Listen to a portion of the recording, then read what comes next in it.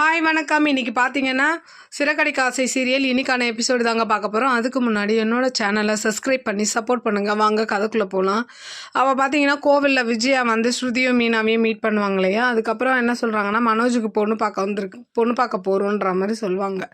அப்புறம் பார்த்தீங்கன்னா என்ன சொல்லுவாங்கன்னா இந்த இவ்வளோ வர பார்த்துட்டேன் அப்படின்ற மாதிரி மீனாவை பார்த்து சொல்லிட்டு போவாங்க. உடனே என்ன ஆகும்னா மீனா ஒரு மாதிரி பார்த்துட்டு ஸ்ருதியும் மீனாவும் என்ன சொல்லிக்குவாங்கன்னா இந்த விஷயம் மட்டும் ரோகிணிக்கு தெரிஞ்சால் ரோகிணியா இந்த பொண்ணு இந்த சம்மந்தம் நடக்கக்கூடாதுன்னு அவளும் அங்கே அடி பிரதேசனம் பண்ணுவா அப்படின்ற மாதிரி ரெண்டு பேரும் பேசி சிரிச்சுக்குவாங்க. இந்த பக்கம் பார்த்தீங்கன்னா மனோஜும் விஜயாவும் என்ன பண்ணுவாங்கன்னா பொண்ணு பார்க்க வருவாங்க. பார்க்க வந்து பொண்ணெல்லாம் பிடிச்சி போயிடும் மனோஜுக்கு.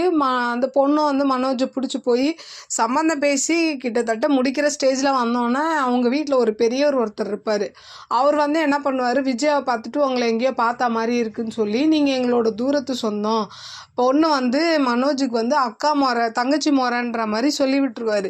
இதில் கன்ஃபியூஸ் ஆகிட்டு அப்புறம் பார்த்திங்கன்னா அந்த கல்யாணமே நின்று போயிடும். ஒரு மாதிரி அந்த சீன்லாம் பார்த்திங்கன்னா அப்படியே ஒரு கொஞ்சம் கஷ்டமாக இருந்தாலும் ஒரு பக்கம் பார்த்தீங்கன்னா காமெடியாக தான் இருக்கும். இதை அப்படி போய் இப்படி போய் என்ன ஆகும்னா பொண்ணுடைய அம்மாவும் மனோஜுடைய அம்மாவும் என்ன ஆகுனா அக்கா தங்கச்சி மாதிரி ஆயிடுவாங்க.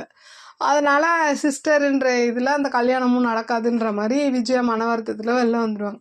அப்புறம் பார்த்திங்கன்னா ரவியும் முத்து மனோஜெலாம் சேர்ந்து என்ன பண்ணுவாங்க, மொட்டை மாடியில் குடிச்சிக்கிட்டே இந்த மாதிரி விஷயத்தெல்லாம் ஷேர் பண்ணுவான்.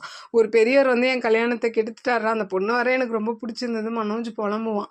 அப்போ பார்த்தீங்கன்னா முத்து வந்து அதுக்கேற்ற மாதிரி என் ஃப்ரெண்டுக்கு நடந்த கதைன்னு சொல்லி ஒரு கதையை சொல்லுவான். அது பார்த்தீங்கன்னா ரொம்ப காமெடியாக ஃபன்னாகவும் இருக்கும். அப்படியே இன்றைக்கான எபிசோடு முடிக்கிறாங்க. பார்க்கலாம் திங்கக்கிழமை என்ன நடக்குதுன்னு பார்த்துட்டு நான் உங்களுக்கு ரிவ்யூ கொடுக்குறேன்.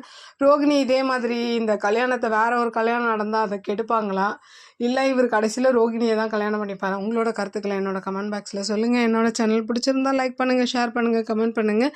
என்னோட சேனலில் சப்ஸ்கிரைப் பண்ணி சப்போர்ட் பண்ணுங்கள். நன்றி, வணக்கம், பை.